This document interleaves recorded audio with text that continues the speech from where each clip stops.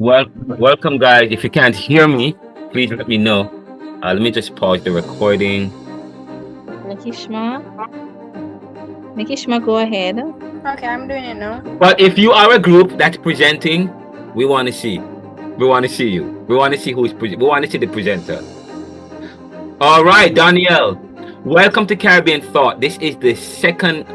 We started at 7 or 6 Jamaican time, 7 the US time. We took care of some secretarial stuff. Sorry, some what I call it, housekeeping stuff. So now we are recording, and I have opened up the record, and now a group is going to present on Cuba and Puerto Rico. Go ahead. Okay. All right. Hola a todos. Buenas tardes y bienvenidos al programa El Caribe. Esta tarde vamos a hablar de dos países en el Caribe, a Cuba y Puerto Rico.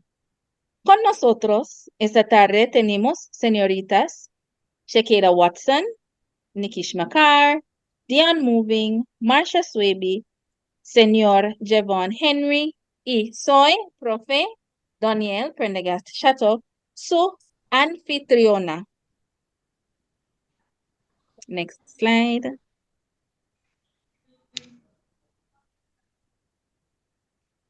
Next slide, Nikishma.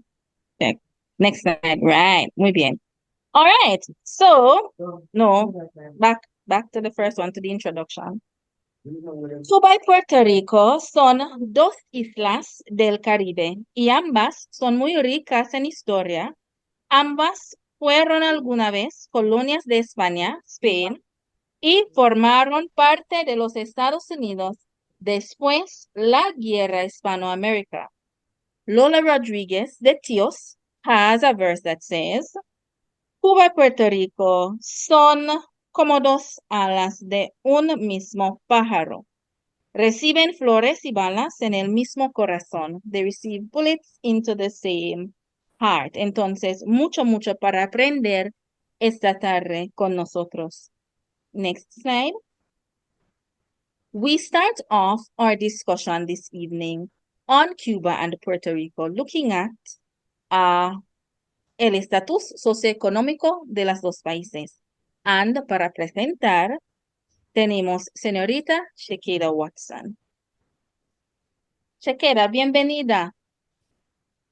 Good evening, everyone. So I will be doing the socioeconomic status of Cuba and Puerto Rico. Next slide, Nikishma. 6.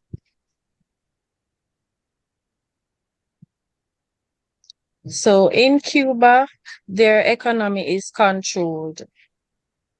State control. Yeah, what do we mean by that? What do you mean by state control? So state control is where the government plays a predominant role in managing and directing the economic activities of the country. Interesante. While in Puerto Rico, the economy is service-based. ¿Y qué es eso? What does that mean? This means majority of the economic activities and employment is centered around provision service rather than the production of goods. So it's mostly healthcare, finance, tourism. Okay. Bueno. Cuba, education and healthcare are more prioritized, while in Puerto Rico is grappling high levels of unemployment. For Cuba, the U.S. embargo has severely curtailed commerce and investment, limiting access to markets and financial resources. While in Puerto Rico, the growth has been stunned by natural disasters. However, the country has developed a potential to develop a strong economy. And how can Puerto Rico develop this strong economy? You're the expert. How? Puerto Rico can develop a strong economy by leveraging its unique assets and address structural challenges and implement strategic initiatives such as promoting tourism and attracting investors and investment. Estoy de acuerdo. I agree with you. Next slide, Nikishma.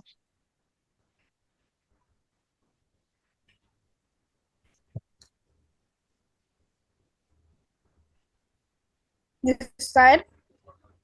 Yes, next slide.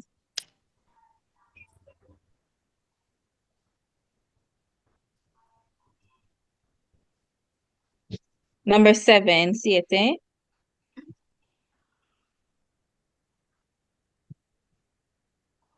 This is the last slide for her. Not Number coming up. 7, It's next not slide. coming up. No more not All coming up. right, it's not going to the next one. No, I will have two slides for her. Okay, it's not moving. It's still on 6. All right, vamos a continuar. This slide. Sí. Yes.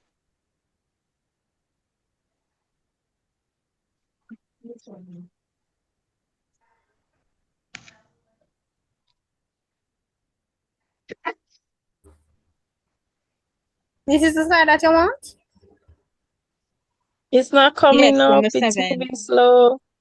It's not coming out. Hold on, let me stop sharing and share again.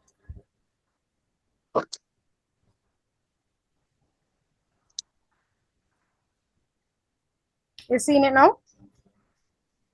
No. Still on 6. This is 7. All Okay, right. right there. Mhm. So in Cuba, the agricultural sector is a very important sector. Why is that? It's because Mm. 20% of the working population does agriculture, as 30% of the land is for cultivating crops. While in Puerto Rico, their resources are limited. What are the limited resources? What do you mean by the resources All are right. limited? So limited resources in Puerto Rico are human resources. This is because of migration, agriculture, because they don't have enough land to plant on. They have lack of mineral deposits, so that limits mining opportunities and the aging of infrastructure. So that causes a limited of resources. In Cuba, Ah, Cuba's Cuba's biotechnology industry is renowned for its innovative approach in developing vaccines and medical treatments, which are exported globally. While Puerto Rico transitioned from a manufacturing-based economy to a service-based economy. Also, agriculture makes up a small part of the GDP in Puerto Rico. You okay. may ask what is GDP? It is the gross domestic product, which is the total monetary value of all the finished goods and services produced within the Puerto Rican border in a specific time period. Okay, and thank you so much for that, Shakeda, on the socioeconomic context of Cuba and Puerto Rico. We now move on to our religious and spiritual practice expert. En Cuba, yo sé, los cristianos celebran el nacimiento de Cristo en diciembre. Hay una oración, así como la Semana Santa en abril también. Now, to look at, next slide, to look at the religious and spiritual practice of Cuba and Puerto Rico, we have Señorita Nikishma Carr. Good night, everyone. You can see a slide? Yes, Sí, yes. yes. Okay. So today I'll be talking about the religious and spiritual practices. For Cuba, Senorita, which originated from Africa, colonialism popular in Cuba. They also practice Christianity, Roman Catholics.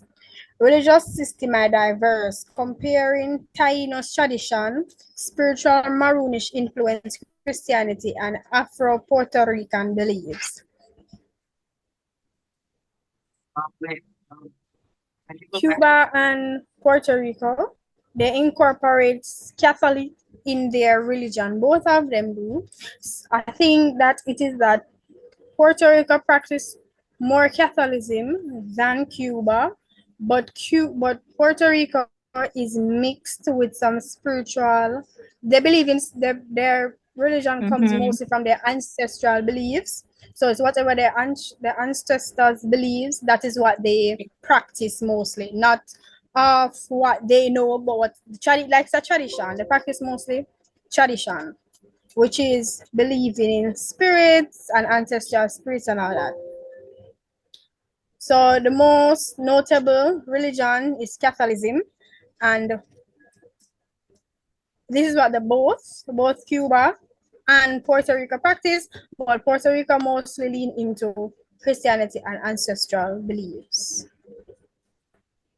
Okay, okay. Muchísimas gracias. Thank you so much, Nikishma, for your insight on their spiritual and religious practice. We now move on to the demographic of both countries, and this will be done soy cubana, and I will be looking at the demographic of Cuba. Dion, I brought Dion here this evening. She'll be looking at the demographic and some other areas as it relates to Puerto Rico.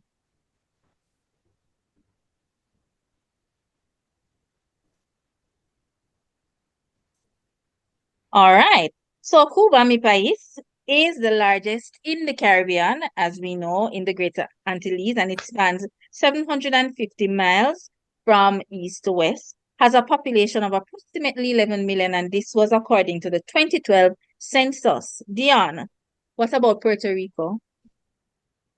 Well, Daniel, Puerto Rico is a U.S. territory and have a population of approximately 3.27 million.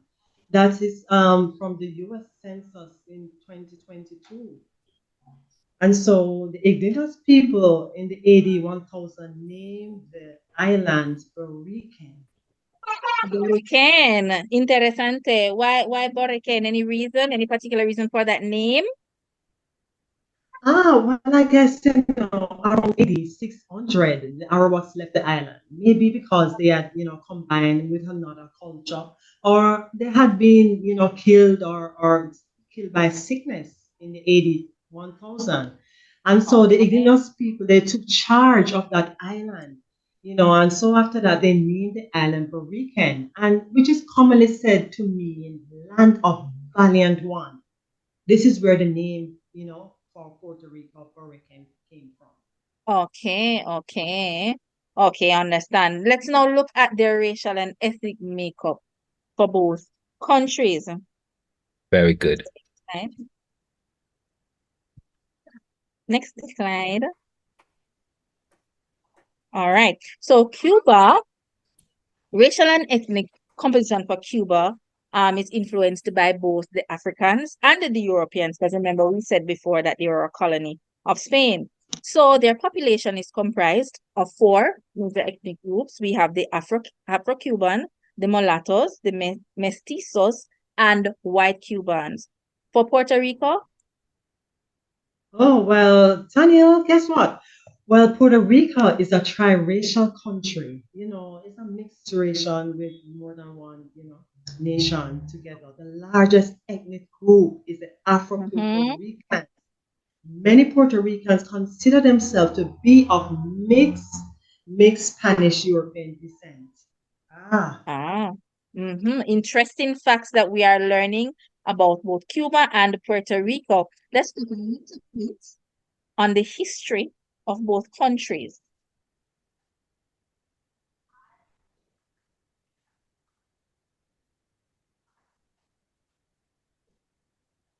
So vamos a ver a la historia de los dos países.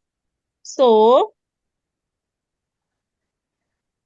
For Cuba, I know the Siboney and the Guanahatabe were the first people to live in Cuba. And then we had the Tainos from Venezuela, came to live there, and then followed by the Africans who were brought there during slavery. And Cuba gained its freedom in 1902. Quite interesting.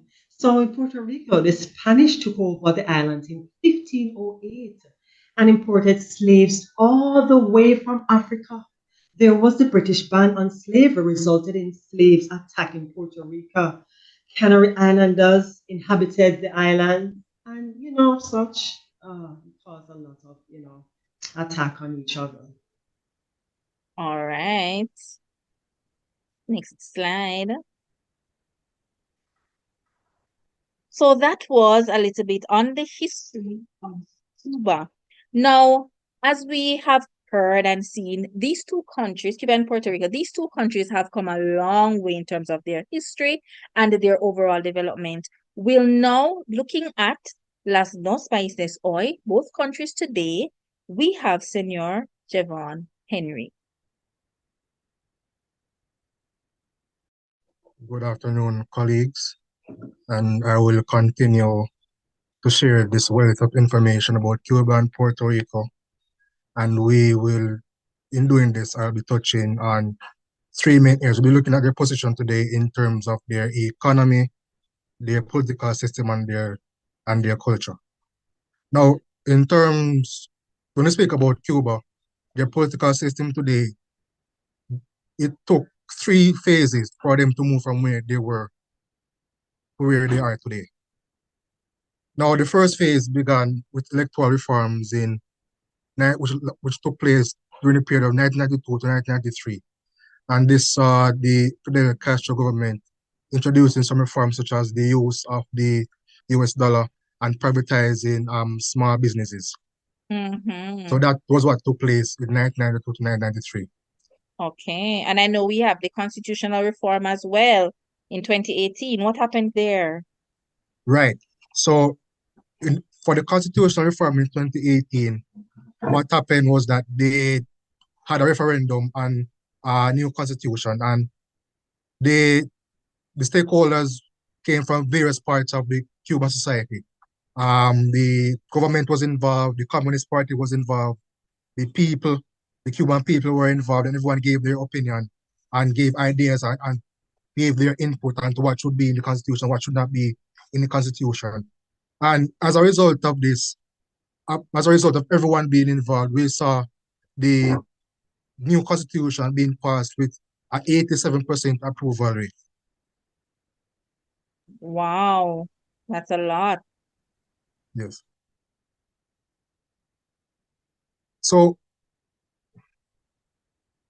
can you go back to the other slide, please? Yes. So I'm just going to touch on Puerto Rico as well, just give you a touch on Puerto Rico's political system as well. So in regards to Puerto Rico is a self-governing Commonwealth territory of the United States. So they have their own governor and they control things related to Puerto Rico. However, the US controls anything federal as regards to like their military communication systems that is controlled by the US. Now, for Puerto Rico, they don't actually have any representation in the Congress or in the Senate. And what this means is, even though Puerto Rico is a territory of the United States, the people, they cannot vote in the US presidential elections. And as it regards to the Electoral College, they are not represented in that as well. Wow, doesn't sound very fair though, does it? Wow. Okay, continue. Yeah. Oh Yes. my God, yes. I mean, I'm so happy you all are doing this. Very good so far. Very good. All right, continue, Senor Henry. Yes. Now, they actually do have someone who represents them in Washington. I think the person's called a resident governor. But as regards to any meaningful representation, I guess that person could, I guess, maybe could say probably like a figurehead, because really and truly the US controls most of their system. They only control like local stuff. So that's how Puerto Rico is set up. So that's it for Okay. their political system. Okay. Now, in terms of the economy, now Cuba, as per a report by the Caribbean Council, which was dated June 10th, 2024, Cuba's economy is still a bit tense. However, there are a few things, certain indicators that um, are showing some positive signs, such as their tobacco industry is seeing a resurgence. They can go to the next slide now, please, and thank you.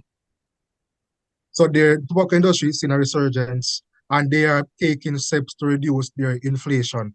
It's still a bit high, but they are making progress on that. And one of the things they've also done is that they have improved on their tax collection system in such a way that now the tax system is now their main source of income for their budget.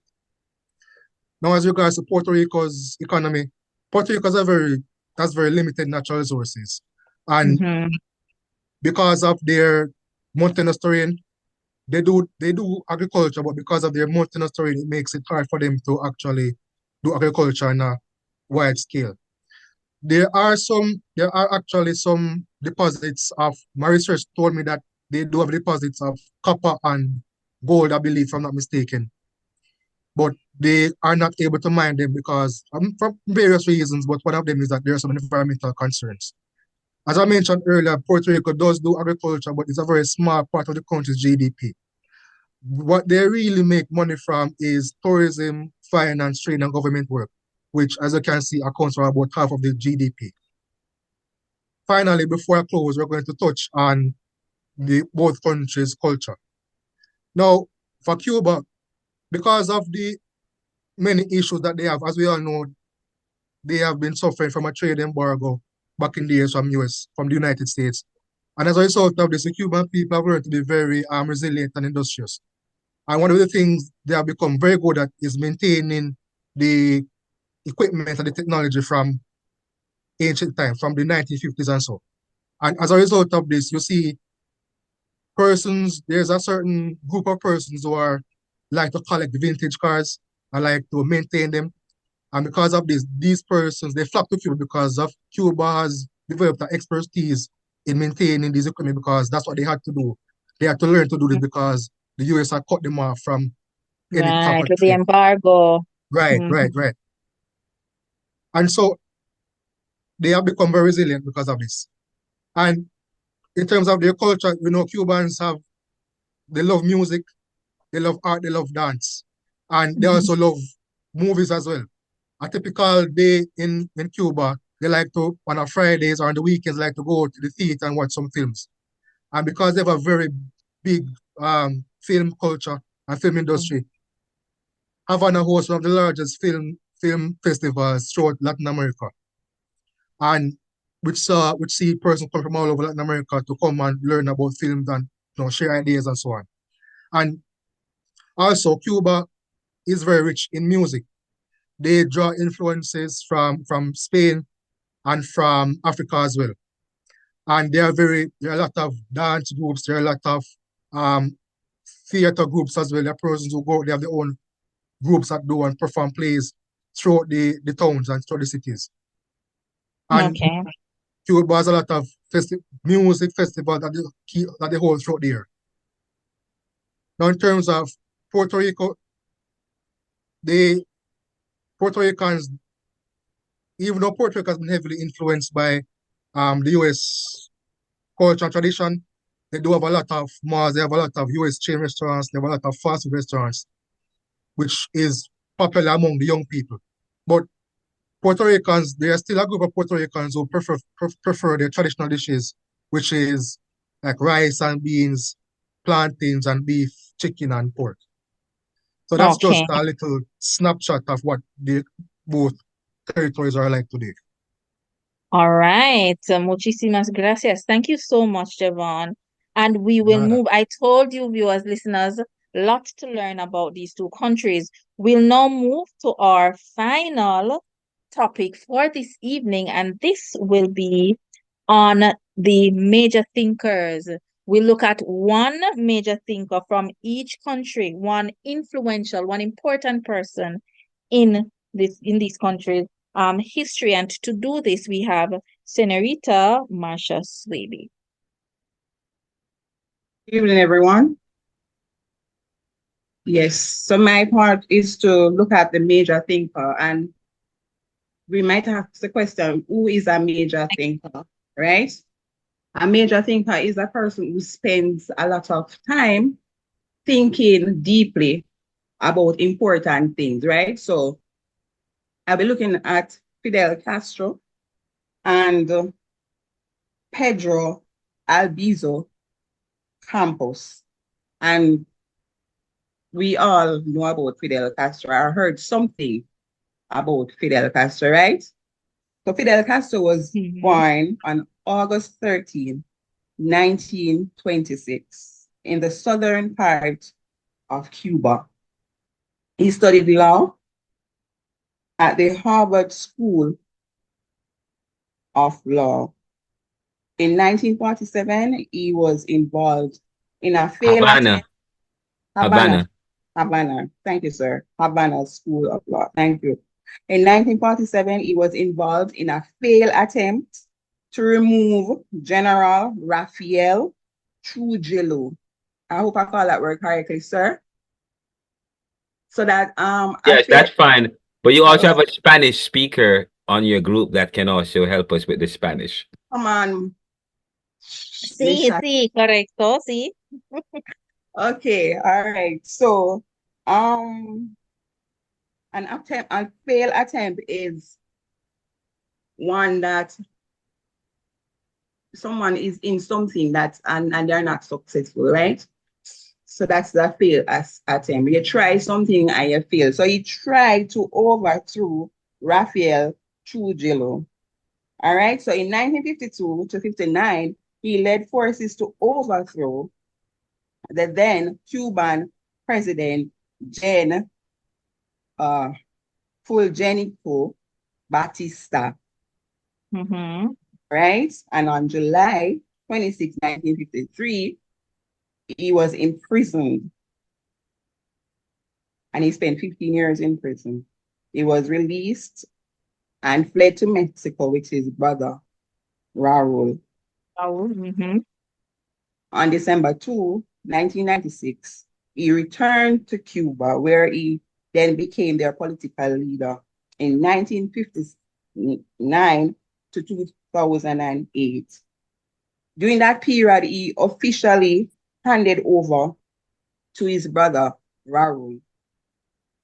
He made Cuba the first communist country in the Western Hemisphere. I will now look at Pedro Albizu Campos. He was born on September 12, 1891 in Ponce, Puerto Rico. Ponce. Yes, he attended the University of Vernon and also Harvard University, where he studied chemical engineering. He joined the Puerto Rico National Party in 1924 and became its president in 1830. And in 1950, he was incarcerated. Wait, hold on. He became president in 1930. Sorry, my glasses. 1930. 1930. He was incarcerated, which caused a riot in Puerto Rico. He then protested the political repression of the Puerto Ricans, and his life work has had a profound impact on Puerto Rico politics. All right. Thank you so much. Gracias a todos. Hemos aprendido mucho sobre estos dos países, Cuba y Puerto Rico. Nos vemos en la próxima semana. We'll see you all next week. Thank you for listening. Cuando hablaremos otros países en el Caribe, when we look at other Caribbean countries. Good evening. Thank you, everyone. very good. Very good presentation. Very good presentation. I loved it. You guys did an exceptional job. I love the layout of it, how you guys took various parts of it. Very good. I won't give you guys we won't ask any question except, of course, we said that Cuba is controlled, Puerto Rico is service. We know when you study political systems, we know about democratic socialism, mixed economy, state planned. So when we talk about control, we talk about state planned economy or communist economy. Puerto Rico, you said service, but what is service? I mean, what are we talking about? Is it a capitalist society? When this society is service oriented on agriculture, they're talking about dependent capitalist state, and they depend heavily on aid. Cuba does not rely on aid. But we'll talk about that later but it's quite interesting. Fidel was a communist. Cuba got independent in 1959, but just so you know, they got independent in 1959. The first leader was Fidel Castro. Fidel Castro. CLR James talked about Fidel Castro in the video that we played. In the first video we played about CLR James, he described Fidel Castro. Fidel Castro talked about the revolution and the people. He called it a West Indian revolution. That's how he termed it, because, as you know, in the 1950s, 60s, there was a lot of we talk about that was the period in the world, nationalist movements in various colonies or nations that were colonized were fighting for independence. They were influenced by communism in a sense. Fidel Castro said that he did not embrace the white side of his heritage. He declared Cuba as being of Latin African heritage, and he did not talk about the European side or the white side. We talk about the issue of Batista and what happened with the whole Fidel coming up and overthrowing Batista. Batista was said to be a mouthpiece of the US, and who promoted and ensured that people who were mulatto or the white race, or people who were Europeans, they were doing very well in Cuba. But the Cubans, and there was a lot of American influence. A lot of the businesses were owned by people outside of Cuba. Fidel Castro didn't like that. And so he was able to come and appeal to a kind of populism, which was rooted in many people believe in communism as the way out, so that all of Cubans can enjoy their own country. Puerto Rico, I don't know. Puerto Rico is interesting. But we can talk about that later, because Puerto Rico has not seen. Some Puerto Ricans prefer having the U.S., prefer being a colony of the U.S. We can talk about that. And it's quite interesting when you start to look at their racial makeup and their religion, Catholicism and Christianity. It's quite interesting, but we can look at that. If you guys have questions, we can table it for next week. But I believe you guys got an A+ for that presentation. Very good. Let's go to the next. Another group will present now. Yeah, man, you guys did. Let me get that. I would love if you have a copy of your PowerPoint presentation, you can send it to me. Or you can. Yes, we do, sir. Okay, you send me a copy of your presentation, but you're still gonna get an A+. I was very impressed by your presentation, your formatting. You put a lot of time and energy into your presentation. Very good. And you ask yourself questions and you present. Very good. All right, next group. Who's gonna be? Adrian, you want to go next? Yes, sir. Adrian Group will be going next. Yes, sir. Yes, This sir. is the last group for today. Next week, Wednesday, we will continue. I have a visitor that was supposed to come this week, but I'm gonna have him present on Monday. Share on Monday. So Wednesday, the other groups will finish up. So go ahead, Adrian. Your group can go ahead. Say again. Yes. Lancelot? Okay. Andrew? Okay. Okay.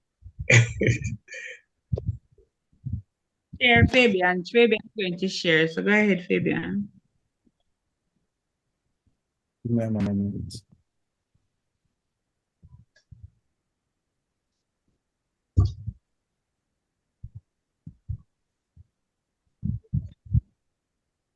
Um,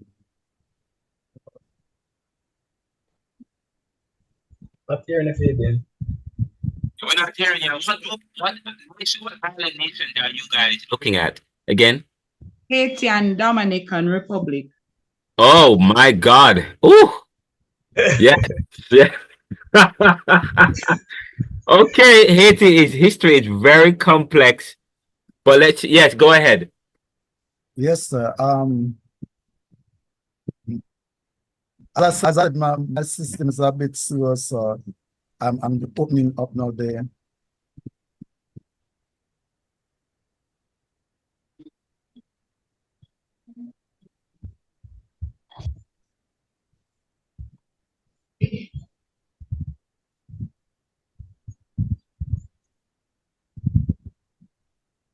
Okay, here we go.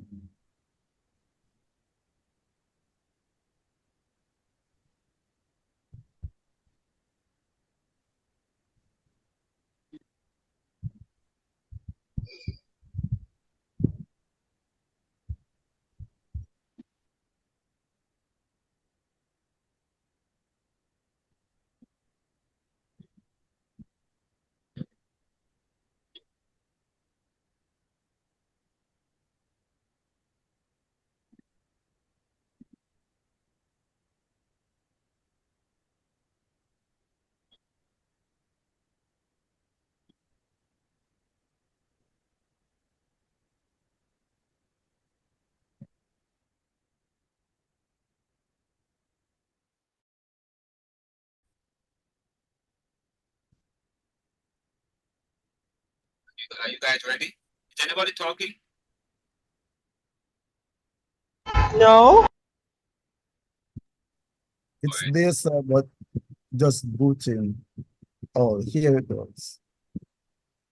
Here we go.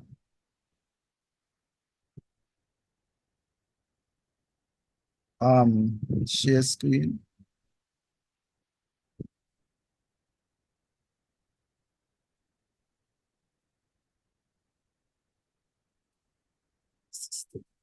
Time.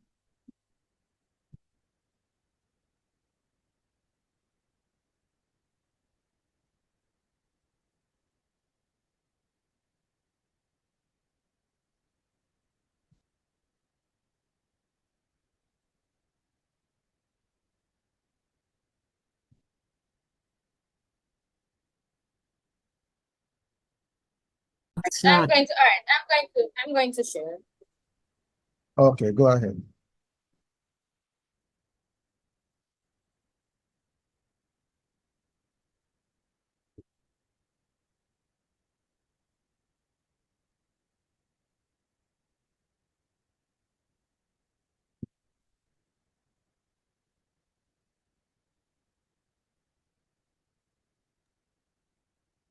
Is your screen frozen? Maybe and you're already sharing. Okay. So you're seeing the screen then? No, it's not up yet. No, you have to stop sharing so I can share. Okay. Let me.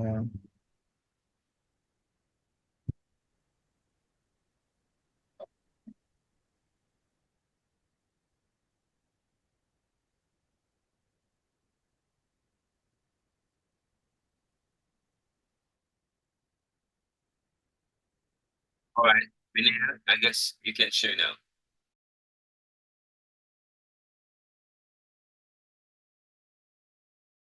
All right, I'm in Vivinia, and wow, this is beautiful. I can see why you had a problem trying to share because this look bossy and nice. Thank you, sir. Thank you.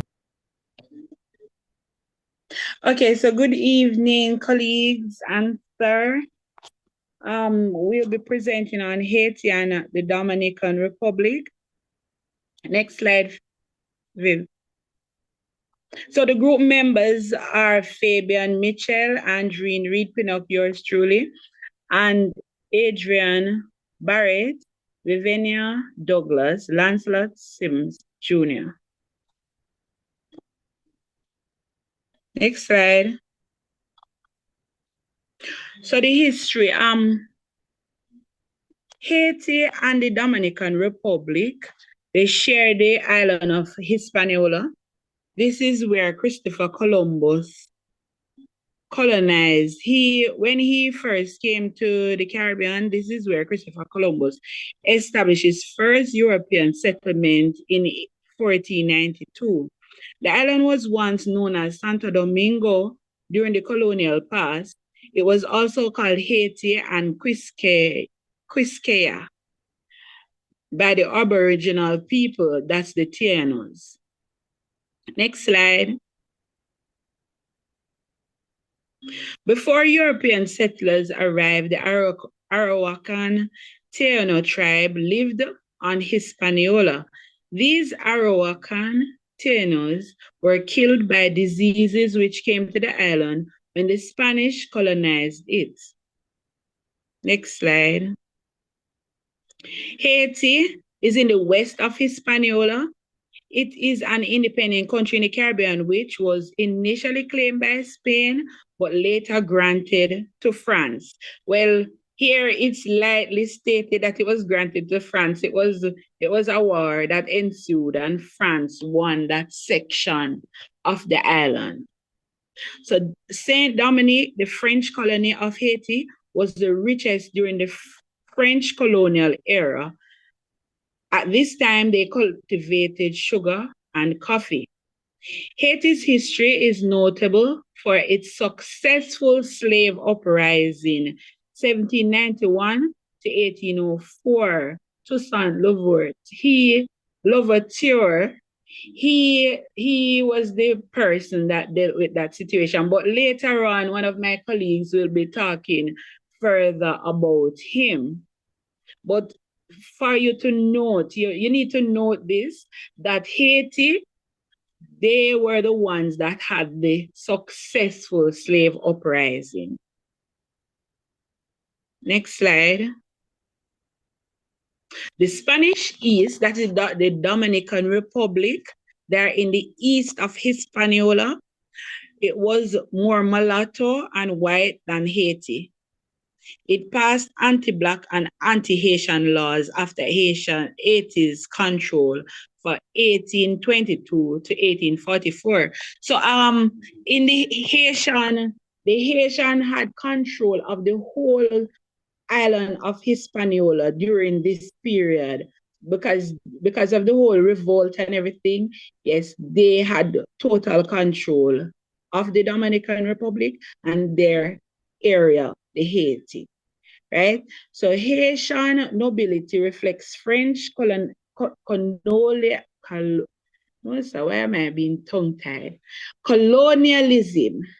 contempt for manual labor and trade. Despite for French policies, the Haitians embrace French culture. Okay, so we have this little video that will give you a wider briefing on the history of the island. Go ahead and play the video, please.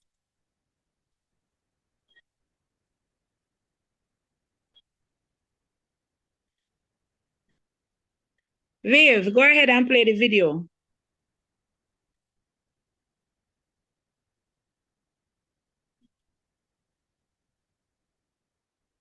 Not hearing it.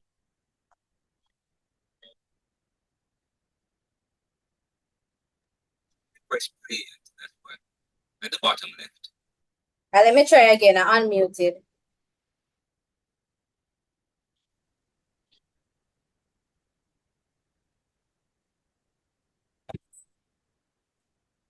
No, we're not hearing it. Click on share screen, share sound. Share sound. share sound to go to where you have the three dots, and then there's something that says share sound. Right at the option you have recording caption, then you have share sound. I think it's because you have to click on share sound at the. But you have to do so in Zoom. Okay. Hispaniola Hearing now. We're here hearing now. has had a long history of unification. It was a series of individual states, then the French, partially ruled by the Spaniards, divided, followed by the independent Dominicans and the Spanish again, back to Americans before again settling down into the two modern states of Haiti and the Dominican Republic, which raises the question, why couldn't the island stay united? So when Europeans first turned up to the island, it was divided into a number of chiefdoms, which the Spanish Can you go then back? conquered. The beginning. Afterwards, the entire It was island breaking up. Yeah. Go back to the beginning? Yes. Yeah. The island of Hispaniola here has had a long history of unification and division. It was a series of individual states, then ruled by the Spanish, then it was split with the French, ruled entirely by the French, partially ruled by the Spanish and independent Haitians, entirely ruled by the Haitians, divided between the Haitians and the Haitians, followed by the independent Dominicans and the Spanish again. Back to independence, and then to shake things up, it was occupied by the Americans before again settling down into the two modern states of Haiti and the Dominican Republic. Which raises the question, why couldn't the island stay united? So when Europeans first turned up to the island, it was divided into a number of chiefdoms, which the Spanish then promptly conquered. Afterwards, the entire island remained under Spanish rule for 130 years when France won the eastern third of it, and France's portion of the island would grow rapidly in wealth until the French Revolutionary Wars. This was when France, having defeated most of Europe, won the rest of Hispaniola from Spain. There was soon a slave revolt in the western third. Napoleon sent troops to crush it, and when that failed, the island was split again. This time into the newly independent Haitian Empire with the French in the east, which lasted for a whopping 2 years before its emperor Jacques got himself unalived and the country fell into civil war. The two stayed divided until 1820 when the Northern King died and the Southern Republic led by Jean-Pierre Boyer reconquered the rest. By this time the French had been kicked out of the eastern portion of the island with the Spanish back in power. And after this there was a long-standing period of peace and rebuilding, and just kidding, the Haitians invaded and Boyer declared himself dictator for life. Boyer ruled over all of Hispaniola for the next 20 years. He paid an indemnity to France in return for international recognition of Haiti's independence, and he kicked out all of the white landowners from the east of the island. Except for the Polish, that is, they were cool. Boyer did very little to unify the two parts of the island culturally, and many in the east saw themselves as a wholly distinct people from the Haitians who now ruled them. And thus it was time for a calm discussion. By which I mean armed revolution. Boyer fled in 1843, and in 1844 the Dominican Republic declared its independence. The two would remain separate thereafter, with Haiti briefly becoming an empire again and the Dominican Republic falling to a Spanish invasion in 1861. This was because the United States Monroe Doctrine, which forbid Europeans from retaking their old colonies, was somewhat harder to enforce at this time. It didn't matter though, because the Dominicans soon revolted and kicked the Spanish out, and both parts of the islands remained as independent republics thereafter. That was until the early 20th century. Haiti was still paying off its debts to France from the Napoleonic era, and combined with expensive wars and general mismanagement, the country had become quite poor. Haiti's issues meant that it couldn't repay some of its debts to an American bank, which meant that it was time for intervention. The United States invaded the country in 1915 to force through debt repayment and protect American interests there. The next year, the US-friendly Dominican government was overthrown, and since US Marines were in the area, in they went. Both nations were thus occupied and run by the same country until the US left the Dominican Republic in 1924 and Haiti in 1934. And thereafter, both Haitian and Dominican independence was restored and Hispaniola would remain divided. I hope you enjoyed this episode, and a special thanks to my patrons, James Bisonet, Kelly Moneymaker, Sky Chappelle, Corsho Wolf. Okay, thank you. You can go to the next slide. So we got a brief, well, it was more comprehensive than what we had before, but it gave you a lot of information as to why the two countries are divided even though they share the same island. Okay, so currently, Dominican Republic, the High Court revoked the citizenship for Haitian and migrant workers. So they are still at war, not war like before, but they are still at odds with each other. Because as it was said in the video, that the Dominican Republic thought themselves superior to Haiti. So they're still having this tension between them. And then now the Haitian president decided to make a canal that Dominican Republic does not agree with. And later I'm going to show you something as well that's happening here in the two countries right now. Not right now, but currently. So tensions resurface after goodwill eradication. Court revoked. Hello, go back to the next slide, please. The one before. Yes, thanks. The court revokes the citizenship for children of illegal Asian workers because they keep working in the Dominican Republic. That's the Haitians. Because as was said in the video, the Haitian part of the island remained poor because they had to be paying back the debt to France. So they keep going over to the Dominican Republic to earn a living and stuff like that, right? So the reclassification of migrant workers. So, you know, from going back and forth, they're going to intermingle and they're going to have relations with the Dominican Republics and stuff. So this is saying here that the children that they have from these unions, they are saying that they are illegal. They are not supposed to be in the Dominican Republic either. And logically, that's what they know. They only know the Dominican Republic.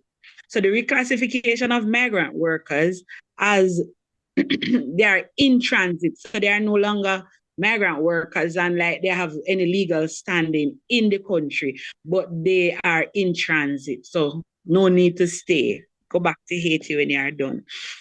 So the Dominican and Haitian children's migrant status and discrimination. Dominican-born Haitian children face fear and discrimination due to migrant status. Next slide, please.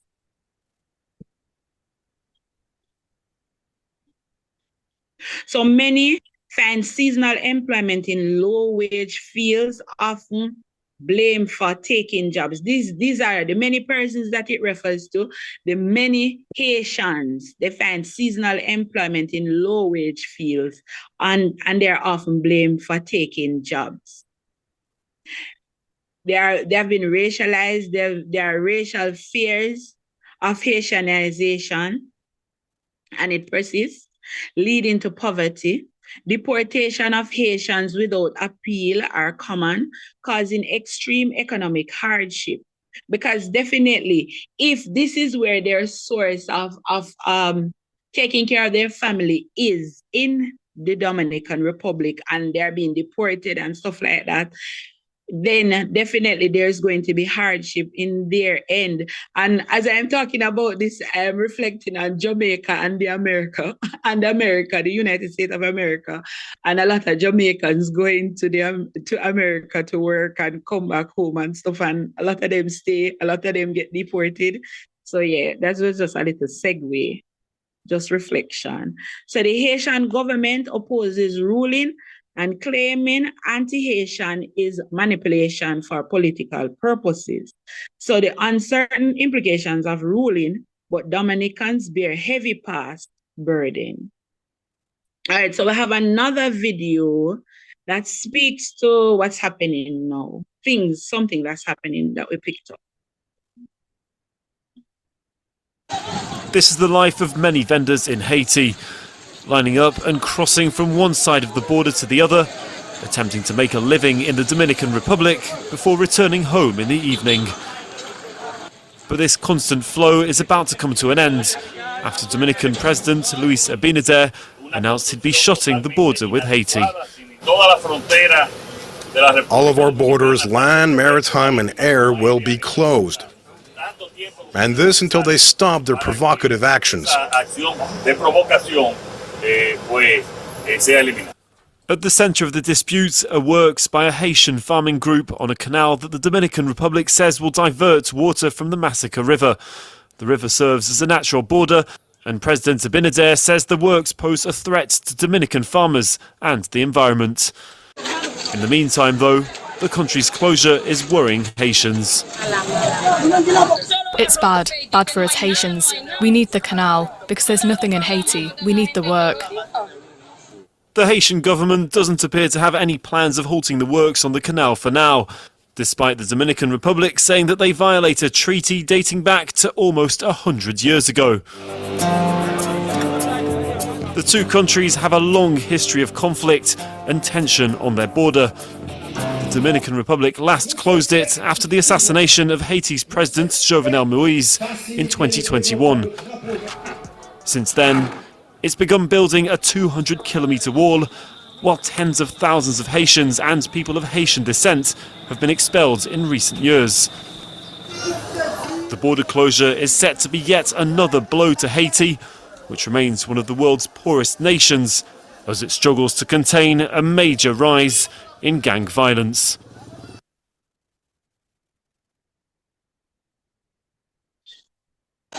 This is the life of many vendors in Haiti. Yes, so that's for the history and what's happening now with Haiti and the Dominican Republic. My colleague Adrian will now move on to the religious aspect. Thank you, Angie. Thank you so much. Thank you. So I'll be doing the religion part, and the religion between Haiti and Dominican Republic. Both countries embrace Catholicism to somewhat. Religion and spirituality are central to Haiti cultures and have always been a multifaceted and practice and combination of indigenous Asian spirituality. Enslaved African religious practice of Catholicism brought by the French colonizer, especially Voodoo, Catholicism, and Protestantism, are central ideology that fluid the religious history. Let me help you. It's Catholicism. Catholicism. Thank you. Catholicism. So Voodoo promotes ideas of both personal and advantage of the protection, according to Jean Mars, an Asian scholar who first wrote on Voodooism in 1928.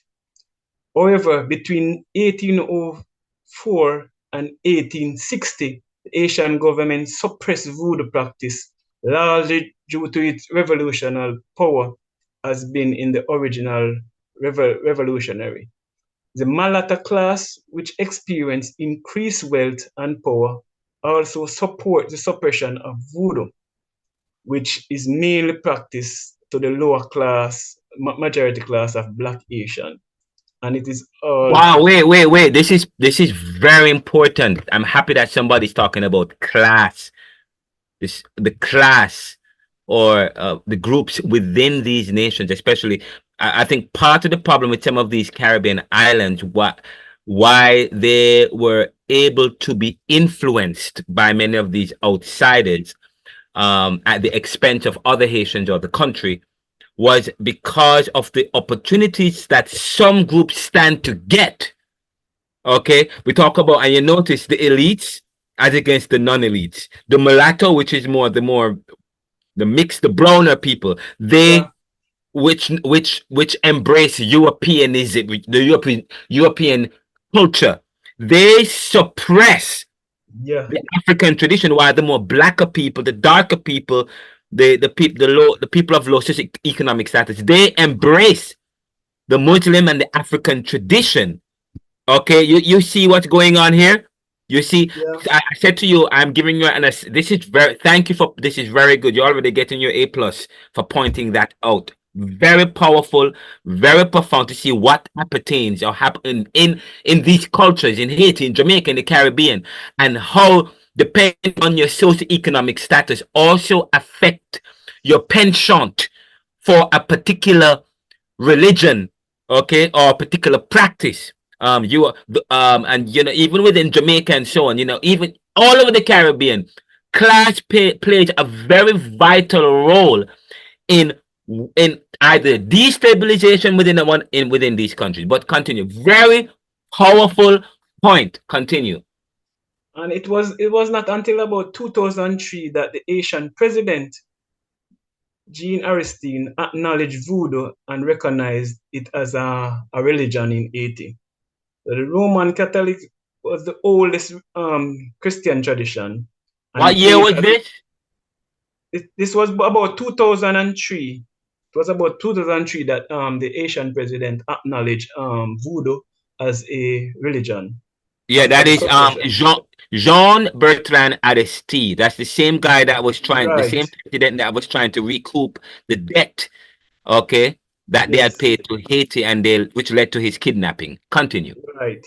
So the Roman Catholicism is the oldest Christian tradition and plays a key role in the Haitian history because of its European missionary who brought Catholicism to them in the islands and reinforced this practice.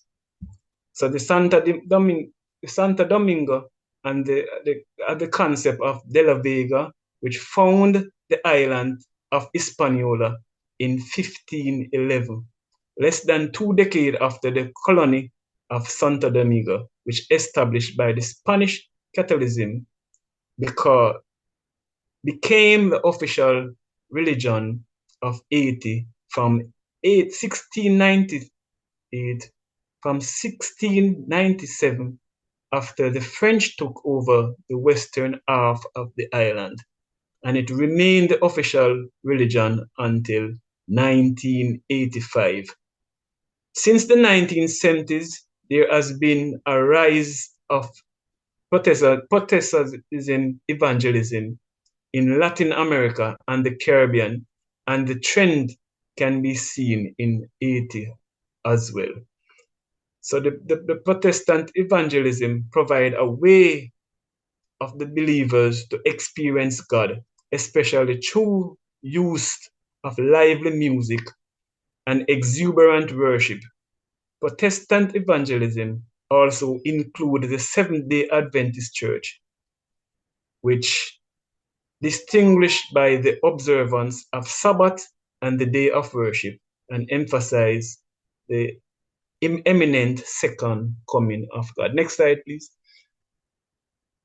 And so we see voodoo playing a crucial, a pivotal role in the religion of Haitians, and that they inherit this kind of religion from the African, mainly the Tainos, and so we see they do embrace this religion. Next slide, please. Hold up, don't go. I have to correct something. If I have to correct it because this is also aired, and we don't want the wrong information going out. Tainos aren't Africans.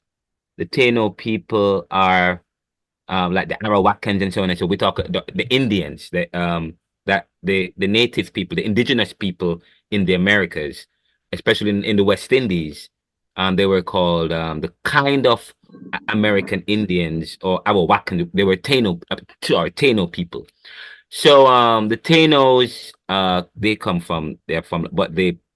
but the tradition, the voodoo tradition was inherited from the African side. Part of that stems from Dottie Bookman, who himself could read the Quran, who was exposed to the Muslim tradition before he came to Haiti, and he went from Senegambia to Jamaica in the 1700s, and the late 1700s he went to Haiti, and he is credited to have helped to influence the voodoo there. But continue. So next slide. So no, that's the wheel, the one before that. That's the one before that.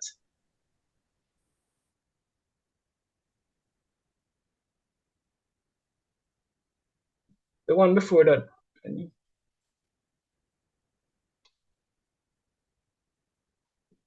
The slide, we don't have the slide with the I'm not seeing it. Okay.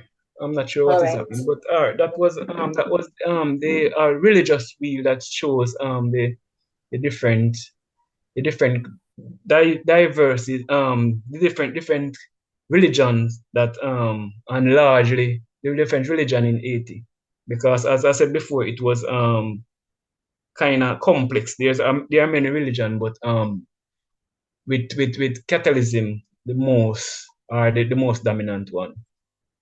Thank you. We now move on to the demographics, where we have our colleague Fabian. He will be presenting on that. Thank you. Thank you so much, Adrian. We will now be looking at the demographic of Haiti and the Dominican Republic. The Asian population is largely made up of the slave descent ethnic group, which is the majority Black African descent, as my colleagues have been saying before. Now, the World Bank has documented that the Asian population stood at 11 million people, over 11 million people, with a growth rate of 1.2% each year. And the largest age group within the Asian population is between the ages of 15 and 64. The gender distribution according to the population is that 5.85 million are women, and another 5.7 million are men, according to Statista 2024. It is important, though, to note that demographic factors have direct and indirect effects on prices, poverty, and conflict risk in Haiti. And we can see that happening now, where conflict arise based on the density of the population there. Now, the demographic population of the Dominican Republic, the CIA had indicated that the Dominican Republic population has a mass of 10.8 million people. The gender distribution consists of 5.4 million males as well as 5.3 million females.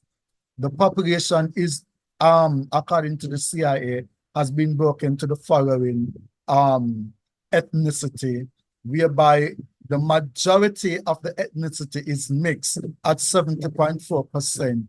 The Mestizo India, as Sir talked about earlier, those are coming from the lineage of the Taino, stand at another 50. I don't know where them get this 50 yet, because it doesn't break down into the entire 100%. But these were the statistics we drawn from the CIA website, where Murata is 12.4, Black 15.8, White 13.5, and others 0.3%. So basically, that is what we have seen, where the Dominican and the Asian demographic are concerned. I think for the Mestizo Indio, you sure it's not 0.8%? It should be, sir. 0.8, yes. That 5.8, 58% is not correct. Right.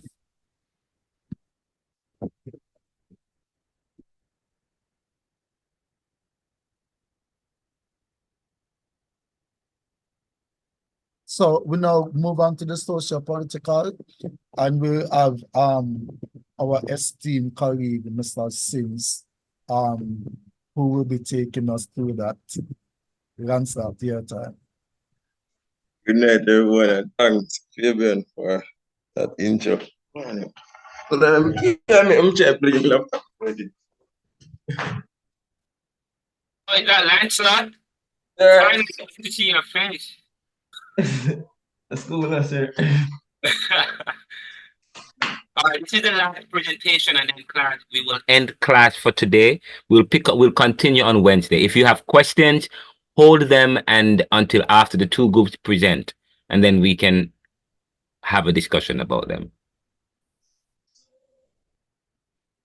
All right. So, in starting off, we look at historical exploitation and colonization of Haiti and the Dominican Republic.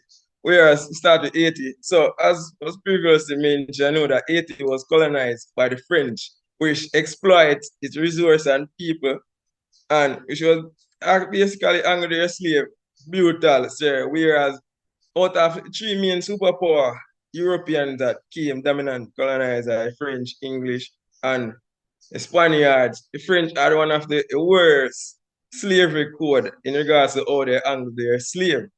So basically, from that time, a longer time, like Asian them, and develop a mentality to always a fight for themselves, for their By oppressive the way, master. what about the US? I know you say Spanish, French. What about the US? They also, what about the US? They didn't have any. Yes, yes, sir. US technically is a same colonizer like European them same way up to today, sir.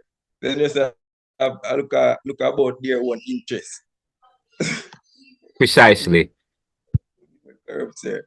So, and now look at basically after Haiti after gaining independence in 1804, it's like Haiti was forced to pay a massive fee back to France, basically for their freedom. As I say, it was the first black nation basically get independence, and it never happened to any other colonizer.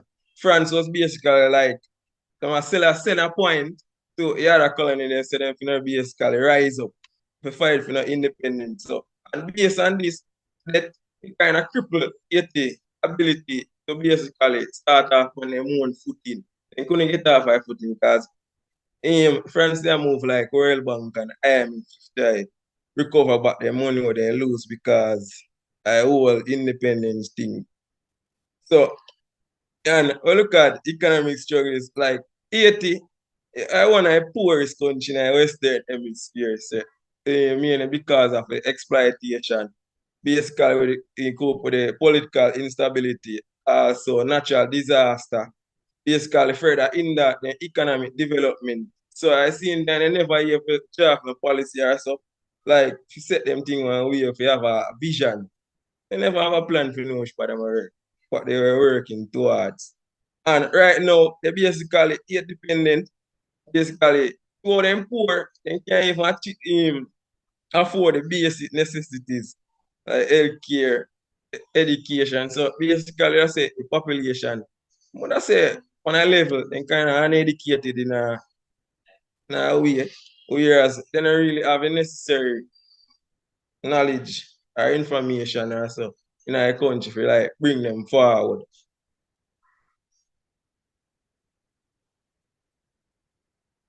And the next thing, look at political instability, where chronic political corruption erode trust in the governmental institution. Because even when you look at it mentioned by Adrian before with the classes. For a second, can I cut you for a second? I don't want to sound discriminatory or I don't want to be negative as it relates to Haiti. I want to be fair to Haiti. No country is uneducated. However, compared to other countries, they have higher levels of illiteracy. You talk about the illiteracy, yes?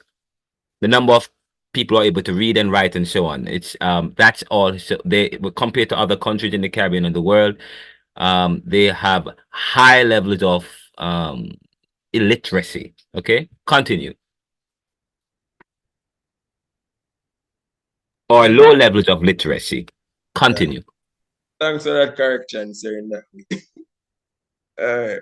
So basically, with the corruption and regards to classes in regard, we have the elites and the lower marginalized. So basically, the corruption is like a politicians who are more centered around greed instead of looking at looking at the country's benefit. They're more like to full up them pockets here, uplift themselves, meanwhile the general population and so on. And next thing, look at governance issues. So at the same time, due to the whole political instability, it led to frequent changes in leadership and weak political structure, which led to a lack of consistent policies and reform. So at the same time, due to changes in the office, everybody were going to office going with a different ideology as to what were the objective or goals that they want to achieve. And due to the frequent changes, it's like nobody never stay in power for too long to really establish a solid plan as to where to uplift the country in general. So now we look at social inequality, whereas marginalization, the rural and urban poor, women and certain ethnic groups, as previously mentioned, it consists of a lot of groups, face significant social and economic marginalization, whereas due to their class, they weren't given the privilege to be a part of certain groups basically look down upon them and say, oh, look for class them. Class each other, say who better than who. See and go back to elites and people. So at the same time, they basically basic service like healthcare, education, and clean water are often inaccessible due to majority of the population. So it's like technically you don't really have access to nothing. Only like a few persons can able to afford the healthcare. Then I see that lead back to the elites. Basically, it's a group, small group of the wealthy. Very good. Next. And now look at the Dominica Republic. Based on the ethnic and racial tension, whereas the anti-Asian sentiment. So due to the long history of the anti-Asian sentiment in the Dominican Republic, partly rooted in racial prejudice and historical conflict. So due to the fact that Dominican Republic was ruled by Spain, which in the European context, they pre themselves like some uptown people as to be top by top. And so same time, Dominica inherit a culture there, where basically in class each other and depends on the ethnic group where that you are a part of. So who have more money who go like to the mulattoes and who have darker skin to have lighter skin to that more seek themselves to contain the ideology of the Europeans. Where darker money that more lean to 80. Alright. So look at it, as mentioned earlier, during the history of the Asian migration, it ties up to geopolitical, whereas being that Haiti is the poorest nation, sir, and I see the instability and the economy not growing, this has resulted with the Asian migrating to the Dominican Republic for work, and being that the fact that they're coming from, as we put this, let's say they might come from the ghetto then, that's say them poorer than everybody else. It's like, and being that the Dominican Republic kind of a little better than Haiti, so their citizens are look down upon the Haiti Asian them and discriminate them, and at the same time exploit them. So if one man, the normal minimum wage would be like $5 an hour, then I work Asian them and a worse condition, they no lunch or so, and I pay them like $2 or so. So they discriminate the Asian them. Then now we are getting on the immigration and nationality issue, where statelessness. So in 2023, a court ruling in the Dominican Republic reactively stripped many Asians of descent of their Dominican citizenship, leaving them stateless and without basic rights. So as mentioned by our fellow colleague, Miss Avril, during the history.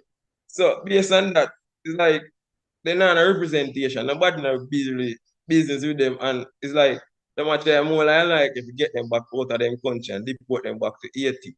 Same even regard to in comparison with with the USA, basically with their duty immigration thing.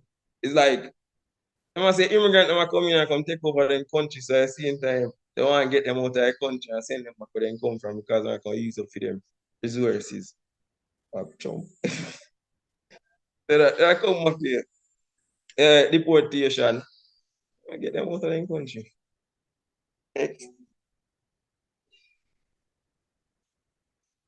So the economic disparity between the both nations, whereas tourism and equality. While the Dominican Republic have a strong economy driven by tourism and agriculture, the benefits are uneven distributed with significant wealth gaps. So when I look at it, due to revenue coming out of the country, yes, but I see that due to the whole hierarchy within the country, basically structure. It's like, and everybody are going to treat it the same way, and everybody not going to be, even though they are citizens in the country, and everybody going to get the same benefit. Like everybody, see, it lead back to the same class, elites, among the elites get the best of the best, meanwhile, marginalized people get the worst of the worst, and the cycle goes on. So I see that, and in the Dominican Republic, due to labor exploitation, Asian workers, especially in agriculture and construction, after poor working conditions and low wages, as was previously explained. Now look at social disparity, access to education and healthcare. While the Dominican Republic fare better than Haiti in terms of economic indicators, there are still significant challenges in ensuring ethical access to healthcare, education, and other services, particularly for the marginalized community. So in one way, as much as the economy basically indicators are show that they have progress, they're not really much better than Haiti because they're seeing the majority of their citizens still basically suffer like the Asian.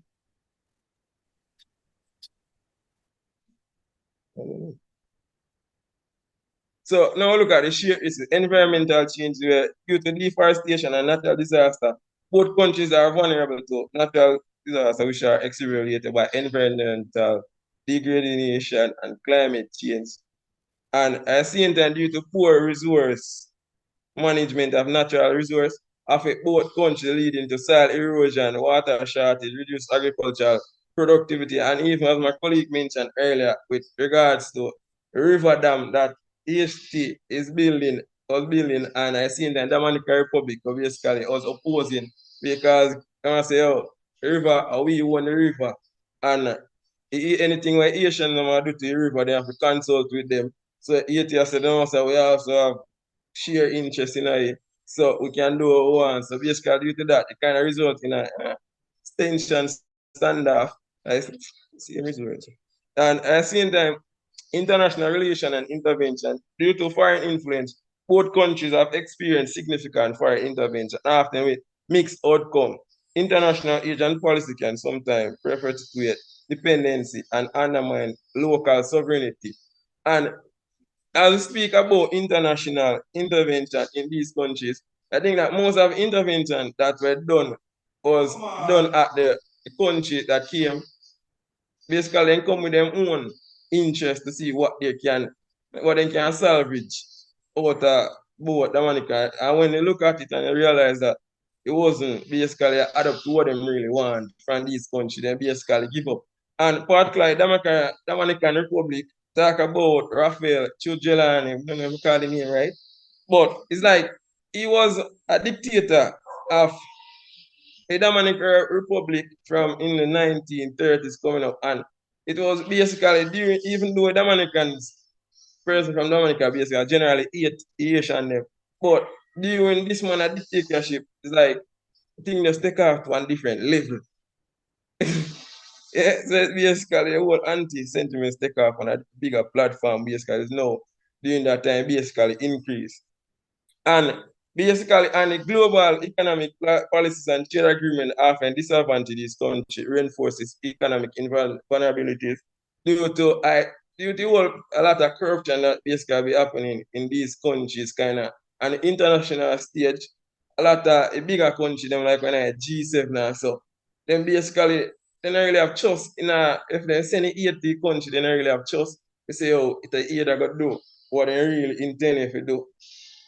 So basically on a general landscape, Haiti doesn't have that much international trust. I should put it more. Meanwhile, the Dominica Republic have a better image on the international world. Well,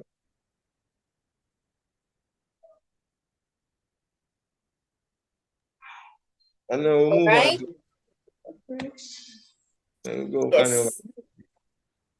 So much for that.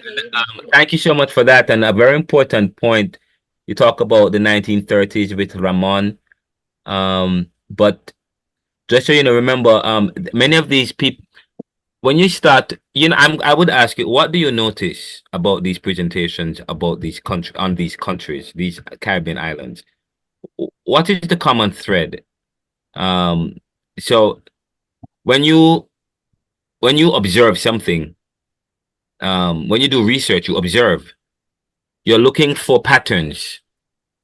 You look for patterns, or you look for if there's no pattern, but you look for a thread or a common theme. What is the common theme? What's the thread? That's a question that for you guys to ask. But I wanted to make the point that when you look at what's going on between Haiti and DR, Dominican Republic at one point, especially under Ramon, the dictator, they called themselves white, or they didn't want, or of white or of European heritage. They didn't want anything to do with Haiti. and by extension, anything black. Please remember, many of these leaders come to power on a platform of populism, using various tools to get to the next level.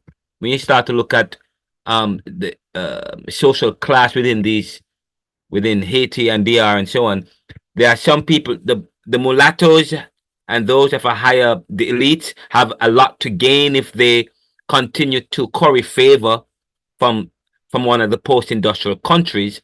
And so that served the interest of those outside. That has helped to create the problems we have. The next thing, the idea of going it alone. And when you start to study nationalism have this weird, one of the characteristics of nationalism is a kind of going it alone. A lot of Caribbean, and if you look at Caribbean in the 1950s, before they decided to get independent, there was a discussion among the Caribbean nations about creating a federation, a West Indian federation. But then afterwards, they dismantled that and they all wanted to go it alone. That has served to prevent these islands from competing internationally with bigger countries, because the kind of independence, the kind of economy that they needed is one that would benefit from a unity, so to speak. But no, they wanted to do it alone, go it alone, because each Caribbean island or each individual group within the island, they wanted to curry favor and to hoard on wealth to themselves at the expense of the other peoples, and allow the Europeans and post-industrial countries to use this particular issue to drive a wedge between these peoples in these places. I mean, if Dominica and Haiti was more united, some of the problems that they have, they'll probably be able to overcome. If the Caribbean was more united, if we had one nation, maybe it would have been better for us. But we decided to go it alone and to fight our own problems, each island individually. That has helped to stall the independence and the freedom. But we can talk about that later on. All right, influential figures. All right, everybody hearing me? Yes. All right, so I will highlight the contributions of two significant figures from Haiti and from Dominican Republic. All right, so starting with Haiti, we have Toussaint Louverture, if I'm saying it correctly. So he was born in 1743.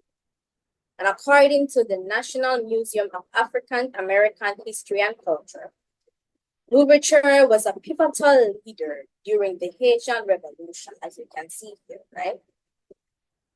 So his leadership was instrumental in the successful rebellion against French colonial control, which led to the abolition of slavery in Haiti and also set the stage for Haiti to become the first sovereign Black republic in 1804. Now, some of you might be wondering, how comes he died in 1803 and Haiti was established in 1804? Well, even though he died in 1803, his efforts and leadership were crucial in the revolutionary movement. And Louverture's influence extends beyond Haiti, as his efforts in abolishing slavery, it set a precedent for abolitionist movements worldwide. Right. Another thing that I'd like to mention is that his leadership inspired other colonies in the Americas to pursue their independence as well. And his innovative military strategies are still studied in the military institutions globally to this day. Right, let's go to Dominican Republic. Right, so moving on to Dominican Republic, we have Juan Pablo Duret. He was born in 1830, and Duret is celebrated as the founding father of the Dominican Republic, renowned for his vision of the free and democratic nation. So he played a crucial role in the La Trinitaria movement, which sought to liberate the Dominican Republic from Haitian rule and establish it as an independent state. So the Reds' influence on Dominican nationalism, is profound, as his ideas have shaped the country's democratic values and national identity. So as you can see here, his legacy is honored annually on January the 26th as the Red Day for his contribution. So in summary, both Toussaint and Juan are the central of the histories of Haiti and Dominican Republic, and their legacies continue to shape the political, cultural, and social landscape of both countries. So this is the end of our presentation. We hope you learned a whole lot. And I guess next time you can ask all the questions you need to. Thank you. Very good again. Another very good presentation, like the PowerPoints, and the fact that each of you took a section of the presentation and presented it. Very, very good. Another very good, another A+ presentation. However, I need references. Where did you get your information? I'd love to see that at the end. Okay. At the end, what? Oh, sir, they're there. References are there. Yes, Oh, you but we know, put I the only thank saw. you. Okay. We put Okay. the All right. we Good. put Good. it after the thank you, but it's there. Do you want a It's copy there. of the PowerPoint? Because it's there. Yes, Yes. that's great. And the reason why I want to know that is because this is Caribbean thought, and for our studies and what we've been talking about here, your own history, or your history being written for you, and who tell your history. And we talk about the subaltern. I mean, people who speak about their own history based on their own experiences as a way to recap, take it back from those who have colonized us and tell our own history for their own benefit. So I want to know where you get the information, because it's one thing you said with Vivinia about the about Haitian domination, and what you read and who you talk to, that would give you the conclusion that Haiti dominated DR. I don't want you with the word dominate or colonize. Please remember that they're really one people. Okay, please remember that they're really one people, and one was colonized by Spain, one was colonized by France. When Haiti got independence from France, stemming from the Haitian Revolution, okay, they took that independence. It spread to the whole island, because the other people in Hispaniola who lived on the Spanish side, okay, they sought the help of the Haitians. So the Haitians, after the Haitians in Haiti freed the French controlled part, they continued and took it to the Spanish control, and they got, in a sense, Haiti was instrumental in helping DR secure their freedom. Okay? So, but it depends on what you're reading and who you're reading. Okay?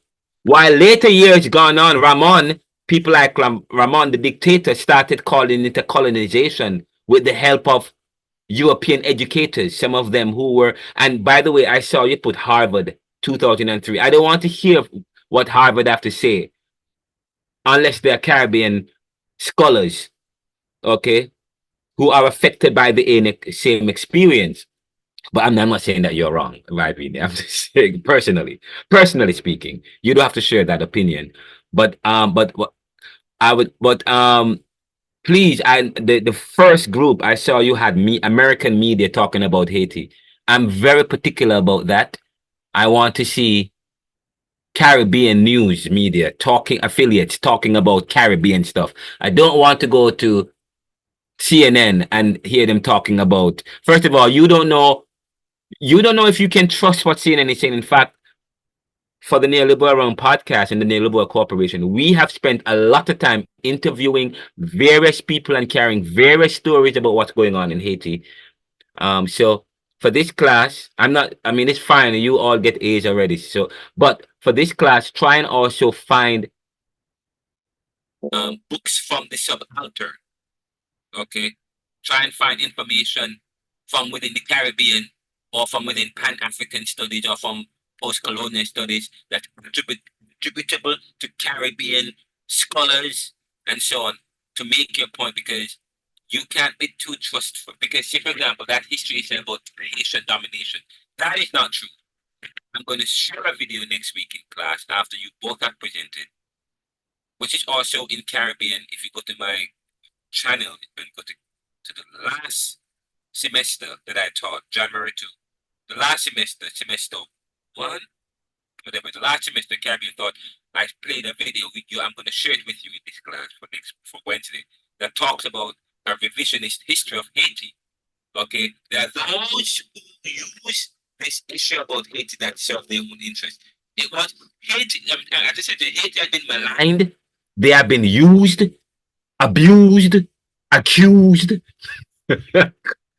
I'm telling you, when Haiti has also served the interest of so many people in the Caribbean, they have helped Dominica Republic.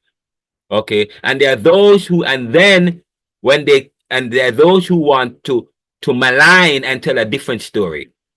Okay, so I'll share that video with you. But outside of that, though, very good presentation, very, very good. I like what you guys have done so far, so very good. We're going to stop here for now. We'll pick this up on Wednesday when the other two groups will present. And then and I will also provide a trace of the Caribbean for you. The Caribbean history, a timeline of Caribbean history. I'll present that if we have time after the two groups have presented. That's it for class. Thank you guys so much. It's now 8:30. Great. I wanted to finish early so that we can have you guys. For those of us who haven't presented, you can present. I'm gonna have the video. The last two videos will be available to you guys. All right, guys. Any questions before we wrap? Before I let you guys out? Sir, not question, but just to commend the groups that have presented tonight. They were very, very good presentations. Come on, very good. I am impressed. Very good. And can I tell you? And I told you about how I do course outline and how I do. Okay, it is you guys who created the assignment. I asked, well, I mean, we had a discussion, the class together. We had a discussion about what do you think about us doing that? And then you guys said, yes, let's do that, sir. Great. That's beautiful. That's how we work together. This is the 21st century. Okay, we work together. All right, learning is not an empty jug where I'm pouring into you. You guys come with stuff. You are very educated. You guys are intelligent. All of you have different levels. So that's great. And we were able to create an assignment together, create this, and you guys are doing an exceptional job. This is powerful. Take care, guys. Have a great one. And God bless you. Thanks, sir. All right, sir. Take care of yourself. Yeah, man. Big up yourself. All the best. Yeah, Good night, everyone. All right.